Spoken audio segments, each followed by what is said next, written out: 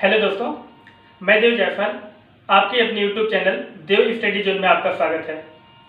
आज हम लोग केमिस्ट्री का एक तीसरा पार्ट होता है ऑर्गेनिक केमिस्ट्री। इसके पहले मैंने इनऑर्गेनिक केमिस्ट्री के जो कॉन्सेप्ट थे उसको मैंने करा दिया है। आज हम लोग ऑर्गेनिक केमिस्ट्री के कुछ महत्वपूर्ण जो कॉन्सेप्ट हैं उसको देखेंगे, क्योंकि आप बिना कॉन्सेप्ट जाने केमिस्ट्री को आगे पढ़ नहीं सकते। इसीलिए मैं अभी जो मेरे 2-3 वीडियो हैं, अभी के जो पीछे वाले 2 वीडियो, अभी भी वीडियो, ये सारे के सारे कॉन्सेप्ट बेस हैं। मतलब आप इन तीनों वीडियोस को देख लेंगे तो मैं इतना तो कह सकता हूं कि आपको केमिस्ट्री आने लगेगा कि केमिस्ट्री बनता कैसे है। अगर मैं बिना कॉन्सेप्ट पढ़ाऊं, आपको डायरेक्ट चैप्टर पढ़ाना चालू कर दूं, पूरा चैप्टर पढ़ा दूं, तो आपको पूरे चैप्टर को पढ़ा दूंगा, लेकिन सारी चीज आपको कभी क्लियर ही नहीं हो पाएंगे। इसलिए पहले कॉन्सेप्ट सीखिए आप। तो आज हम लोग पढ़ेंगे ऑर्गेनिक केमिस्ट्री।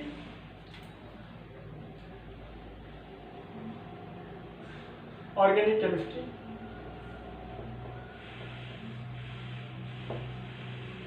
ऑर्गेनिक केमिस्ट्री जिसको कार्बनिक रसायन कहा जाता है हिंदी में।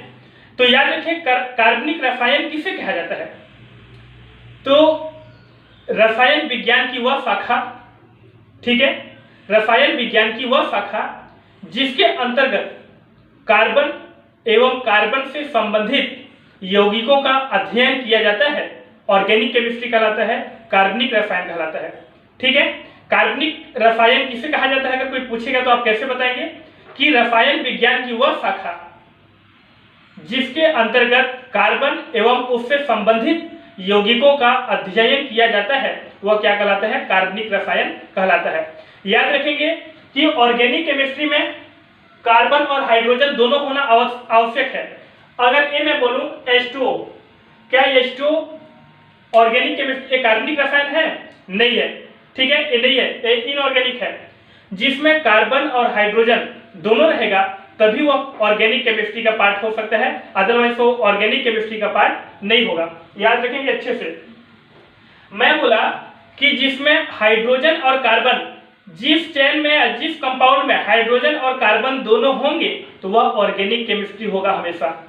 ठीक है, अब ऑर्गेनिक केमिस्ट्री की स्टार्ट कैसे होती है, आप कहां से स्टार्ट कर सकते हैं? तो आप फिलहाल याद रखेंगे कि एक CH4 methane, C2H5 ethane, C3 H कितना हो जाएगा? H, C2H6, C3H8, C4H10, C5H12, C6H14, C7H16, C8H18, C9H20, C10H22।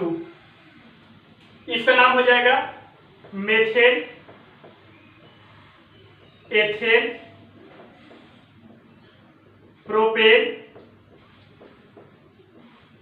Butane, pentane, hexane, heptane, octane, nonane, decane. ये जो है स्टार्टिंग देखिए, methane, ethane, propane, butane, pentane, hexane, heptane, octane, nonane, decane. नाम कैसे कैसे मैं बोला? Methane, ethane, propane, butane, pentane, hexane, heptane, octane, nonane, decane. ठीक है, अब इसको हम लोग एक, फिर मेथेन के बाद मेथिन भी होता है, मेथाइल भी होता है, मेथिल होता है। तो आप इसको कैसे पहचान करेंगे? सिंगल बॉन्ड, एकल बंध, डबल बॉन्ड, द्विबंध और ट्रिपल बॉन्ड, त्रिबंध कैसे बनता है इसको भी मैं बताने जा रहा हूं। सबसे पहले आप देखेंगे कि लास्ट में इसमें जो है N लग रहा है। क्या है इसमें लास्ट में? क्या लग रहा है? N लग रहा है। तो आप N मतलब का मतलब होता है, आप इसको लिख लेंगे, स्क्रीनशॉट इसका कर लें, methane, ethane, propane, butane, pentane, hexane, heptane, octane, नोनेन, decane, इसको आप याद करके रखेंगे। बाकी मैं अब इसका कॉन्सेप्ट बताने जा रहा हूं कैसे होता है एन। और अब देखना इसको, आप याद रखेंगे जब एन होगा तो सिंगल बॉन्ड होगा, और सिंगल बॉन्ड के लिए CnH2n+2 फॉर्मूला होगा। जो इन होगा, इन में हमेशा डबल बॉन्ड लगता है, और यहां पर CnH2n होता है। जो आइन होता है, आइन के लिए होता है कौन सा बॉन्ड लगेगा, ट्रिपल बॉन्ड लगेगा, और इसके लिए फॉर्मूला होगा CnH2n-2 हो जाएगा। ठीक है, सबसे पहले हम लोग जो एन बोलते हैं, एन में कौन से फॉर्मूले का पालन होता है, CnH2n+2 होता है। इन में CnH2n होता है, और आयन में क्या हो जाता है, CnH2n-2 हो जाता है। आप याद रखेंगे कि यहां पर सबसे पहले कैसे करेंगे, यहां पर एन का हो गया, इन का हो गया, आयन का हो गया, एक इन होता है। इन में कोई बॉन्ड नहीं होता, उसके लिए फॉर्मूला होता है CnH2n+1। तो मूल रूप से जो मेथ, एथ, प्रो, ब्यूट, पेंट, हेक्स, हेप और नॉन, डेक, कार्बन यदि एक है तो मेथ बोलेंगे, 2 कार्बन है तो एथ, 3 कार्बन है तो प्रो, 4 है तो ब्यूट, 5 है तो पेंट, 6 है तो हेक्स, 7 है तो हेप, 8 है तो ऑक्ट, 9 है तो नॉन, और 10 है तो डेक। ऐसा करके चलता है। बाकी मेथेन होगा कि मेथिल होगा कि मेथिल होगा कि मेथाइन होगा, वो डिपेंड करेगा उसके बॉन्ड पर डिपेंड करेगा। आप सबसे पहले याद रखेंगे, मान लीजिए यहां पर जो N है, यह N कार्बन परमाणुओं की संख्या को बताएगा। जहां N बराबर हो जाएगा कार्बन परमाणुओं की संख्या, कार्बन परमाणुओं की क्या हो जाएगा, कार्बन परमाणुओं की संख्या हो जाएगा। जो N है होता है ना, वो N क्या होता है, कार्बन परमाणुओं की संख्या होता है। आप हमेशा याद रखेंगे कि जो संतुलित होगा अपने अष्टक को पूरा करेगा कब, जब वो सिंगल बॉन्ड के साथ रहेगा, तब वह संतृप्त अवस्था में होता है। जहां N याद रखेंगे, N क्या होता है, कार्बन परमाणुओं की संख्या होता है। आप अगर मान लीजिए मैं लिख दिया, कैसे लिख दिया मैं, CH4 लिख दिया, मैं कैसे लिख दिया, CH4। यहां पर आप पालन करो तो क्या ये CH4 जो है, एक कार्बन दिखाई दे रहा है, एक कार्बन दिखाई देने का वो हमेशा क्या हो जाएगा, वो मेथ हो जाएगा। चलो मेथ तो हो गया, लेकिन वो एन है कि इन है कि आइन है, उसको कैसे पहचान करेंगे, तो इसमें रख के देखोगे तो C कितना यहाँ पर 1 है, तो यहाँ पर रख दोगे H2 इंटू N की वैल्यू कितनी है, तो N यहाँ पर क्या है, N किसको बताता है, कार्बन परमाणुओं की संख्या को। तो यहाँ पर कार्बन कितना 1 है, तो 2 इंटू 1 प्लस, फिर फॉर्मूला क्या कहता है, 2 कहता है, तो C1 और H2 2 और प्लस 2, कहने का मतलब कि हम लोग का क्या बन जाएगा, CH हम लोग का बन जाएगा 4। इसीलिए मेथ धन क्या हो जाएगा, N, तो हम लोग का क्या बन जाएगा, मेथेन। क्यों N हो गया, क्योंकि हम लोग इसमें हम लोगों का पालन हुआ है, ए वाले फॉर्मूले को पालन कर रहा है, इसलिए हम लोग क्या लास्ट में जोड़ देंगे, N जोड़ देंगे अनुलग्न, और N जोड़ने के बाद वो क्या बन जाएगा, मेथेन बन जाएगा। ठीक है, क्लियर हो गया ना। तो ये हो गया मेथेन। इसी प्रकार एथेन में भी चलेगा। अब देखो, अगर सिंगल बॉन्ड है तो उसके लिए N बोलेंगे लास्ट में, और कौन से फॉर्मूले का पालन करेंगे, CnH2n+2। अगर डबल बॉन्ड है तो उसके लिए फॉर्मूला होता है CnH2n। ट्रिपल बॉन्ड है तो CnH2n- क्या होता है, 2 होता है। ठीक, सिंगल बॉन्ड है तो CnH2n+2, डबल बॉन्ड है तो CnH2n, और ट्रिपल बॉन्ड है तो CnH2n-2। एक फॉर्मूले का पालन होगा।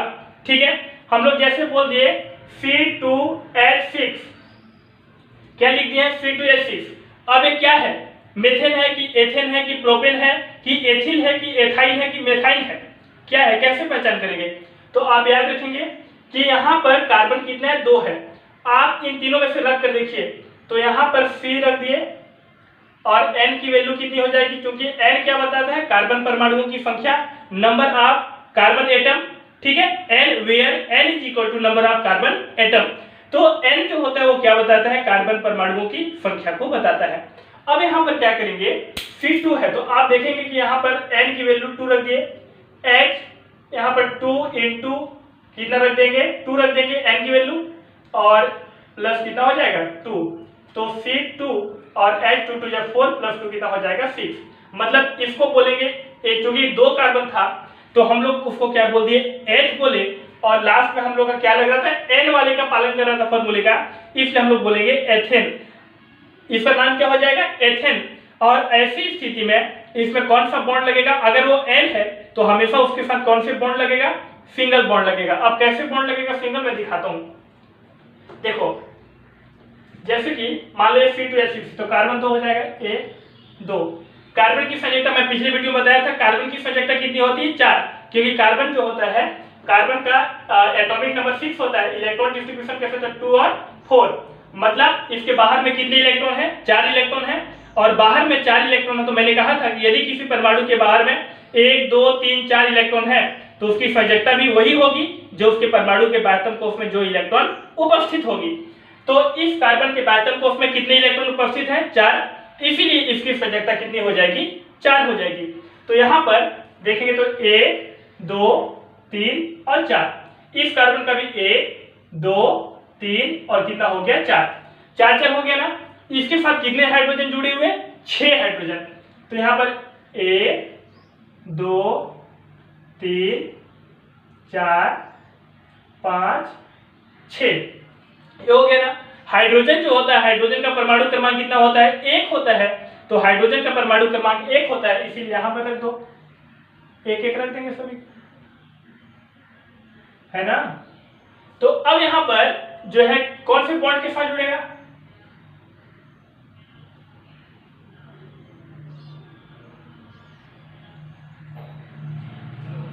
देखिए ना, तो इसका नाम देखो, अब ये कंप्लीट संतृप्त है। कैसे संतृप्त है, देखो हाइड्रोजन जो है, हाइड्रोजन के बाहर में 1 इलेक्ट्रॉन होता है, उसको कितने इलेक्ट्रॉन की और जरूरत होता है, 1 इलेक्ट्रॉन की जरूरत होता है। अगर एक साथ में जब बनाएगा तो हाइड्रोजन के पास कितना, 2 हो गया, कंप्लीट हो गया।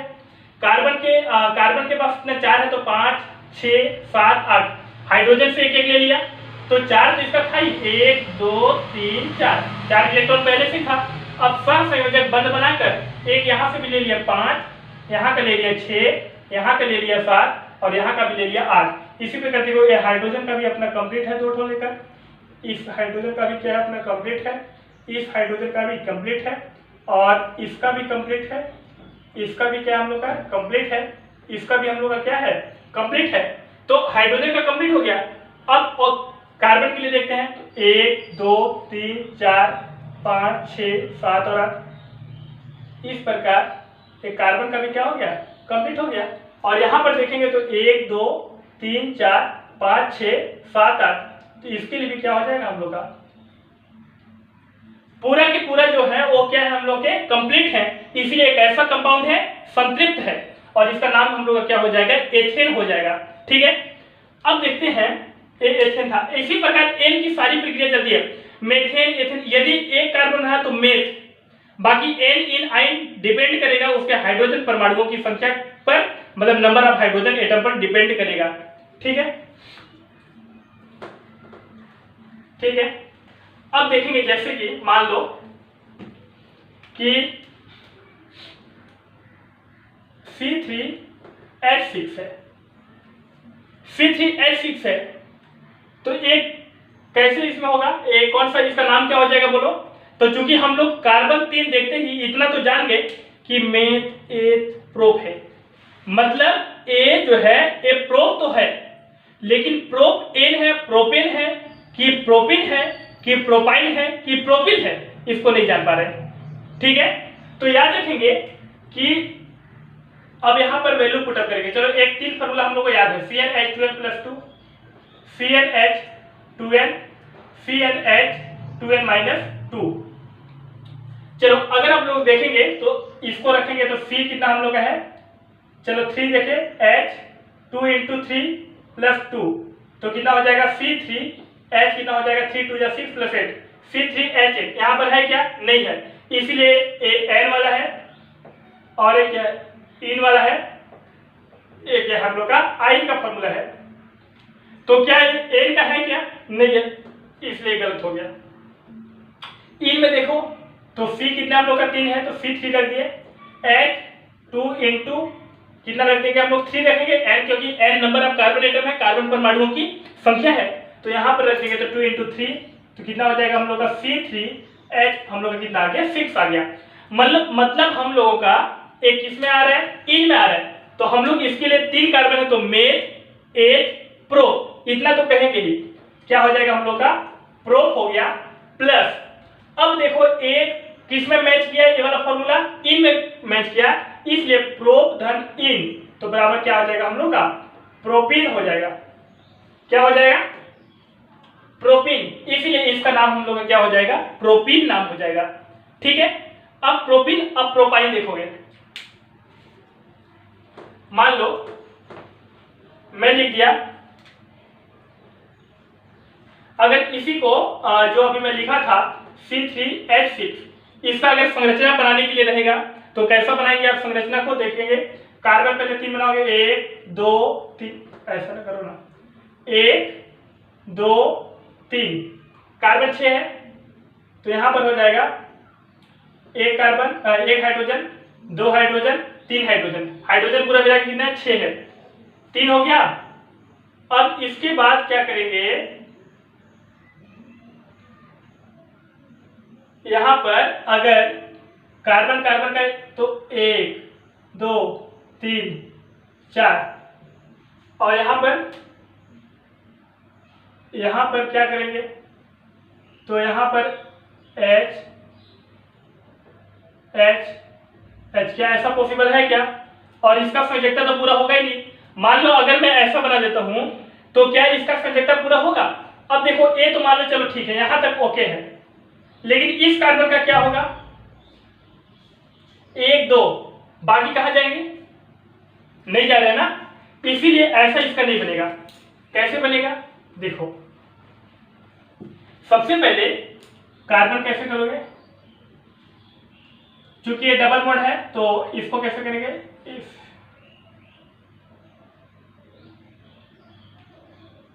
इसी ठीक। अब यहां पर क्या करेंगे, एक H यहां से लगा दो, एक H यहां से लगा दो, एक H यहां से, ठीक है, और एक H यहां से लगा दो यहां से, और एक H कहां से लगा दो यहां से, और एक H कहां से लगा दो यहां से। ठीक है, अब देखते हैं हम लोग कि अब कंप्लीट है कि नहीं है। तो सबसे पहले इतना हम कहीं भी लगा सकते हैं, ऐसा ना, ये डबल बॉन्ड जो है जरूरी नहीं कि यहाँ पर लगेगा, यहाँ भी लग सकता है, कहीं भी लगा सकते हैं। अब यहाँ पर देखोगे तो कार्बन का कितना 1 2 3 4, इस कार्बन का 1 2 3 4 हो गया ना। अब इसका देखो तो 1 2 3 4 मतलब 1 2 3 4, सभी कार्बन का संयोजकता जो है बाहर में कितना कितना आ गया 4 4 आ गया। अब इसके बाद हाइड्रोजन का तो है ही, है ना, तो ये हाइड्रोजन का भी हम लोग का क्या हो गया पूरा हो गया। इसको देखो तो ये हाइड्रोजन अभी अपना पूरा, इस हाइड्रोजन का भी अपना क्या हो गया पूरा, और इस हाइड्रोजन का भी अपना क्या हो गया पूरा हो गया, इस हाइड्रोजन का भी अपना पूरा हो गया, इसका भी पूरा हो गया, इसका भी पूरा, सभी का क्या हो गया पूरा हम लोग का हो गया। तो इसका नाम हम लोग का क्या हो जाएगा, प्रोपीन नाम हो जाएगा। क्या नाम हो जाएगा इसका नाम, प्रोपीन। अब देखो जैसे कि मान लो अब C2 है H2 है, इसका नाम क्या हो जाएगा बोलो, C2H2 क्या है, तो ये कौन से फॉर्मूले पालन कर रहा है देखो, तो CnH2n CnH2n A+2 है, CnH2n-2 है। तो अब यहां पर अगर देखेंगे तो सबसे पहले इसमें तो काम करेगा नहीं, एक कट हो जाएगा। इसमें करके देखो तो C कितना है 2 है, तो C2 रख दिए N की जगह पर। अब H 2 इंटू N की जगह पर कितना रखेंगे 2 रखेंगे, तो हम लोग का कितना आ जाएगा C2H4, इसलिए A भी है नहीं। अब थर्ड में करके देखते हैं तो C कितना हो जाएगा हम लोग N की जगह पर 2 रख देंगे, और H 2 इंटू कितना रखेंगे 2 रखेंगे, -2, तो हम लोग का हो जाएगा C2 और H भी कितना हो जाएगा 2 2 4 -2 मतलब 2 आ गया, है ना। तो कहने का मतलब ये है कि A जो है वो किससे पालन कर रहा है, इसमें कर रहा है, और एक किसका है, आयन का है। और आयन है तो वहां कौन सा बॉन्ड लगेगा, ट्रिपल बॉन्ड लगेगा। और यहाँ पर इसका नाम जो होगा वो 2 कार्बन है तो बोलेंगे एथ और धन। अब क्या हो जाएगा, क्योंकि यहाँ पर ए वाले फॉर्मूले का पालन हो रहा है इसलिए वो आयन का है, तो नाम इसका हो जाएगा हम लोग का एथाइन। नाम क्या हो जाएगा हम लोग का, एथाइन हो जाएगा। तो ए जो है हम लोग का क्या बन गया, एथाइन। इसकी संरचना कैसे बनेगी, तो इसकी संरचना देखोगे तो कार्बन कितना है 1 2। अब चलो इसमें कौन सा बॉन्ड लगा, 3। अब देखो यहाँ पर कितना हो गया, एक हाइड्रोजन यहाँ से जोड़ दिया, एक हाइड्रोजन में यहाँ से जोड़ दिया, कार्बन का 1 2 3 4 हो गया, इसका भी 1 2 3 और 4, एक कार्बन भी हो गया ना। और हाइड्रोजन का भी अपना क्या हो गया, एक हाइड्रोजन यहाँ से, एक हाइड्रोजन अपना यहाँ पर, ये हाइड्रोजन भी अपना क्या हो गया, कंप्लीट हो गया, इसका भी हाइड्रोजन कंप्लीट हो गया, और कार्बन भी हम लोग का क्या हो गया, कंप्लीट हो जाता है। इस प्रकार आप देखकर जान सकते हैं कि एथ, ठीक है, मतलब एन इन और आइन को कैसे पहचाना जाता है और कैसे संतुलित होते हैं रहते हैं, ठीक है। इतना तो ये ऑर्गेनिक केमिस्ट्री का छोटा सा पार्ट है इसको सीखने के लिए। अब जो है देखो याद रखना कि यदि हाइड्रोजन परमाणुओं की संख्या कार्बन परमाणु की संख्या के दोगुने से 2 अधिक है तो n होगा, ठीक है। याद रखेंगे यदि हाइड्रोजन परमाणुओं की संख्या number of hydrogen atom is, यदि कार्बन परमाणुओं की संख्या हाइड्रोजन परमाणुओं की संख्या से 2 अधिक है तो हमेशा वो n होगा।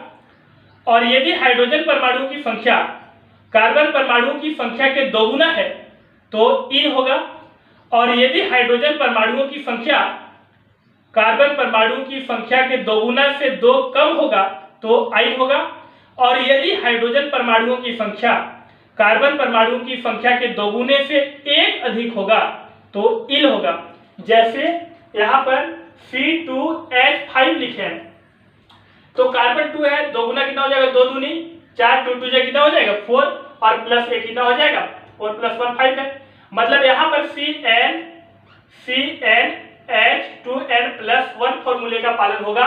देखो यहाँ पर C कार्बन का कितना है 2 है तो C2 हो गया, H2n2 कितना हो जाएगा 2 2 4 + 1 तो हम लोग का कितना हो जाएगा C2H5।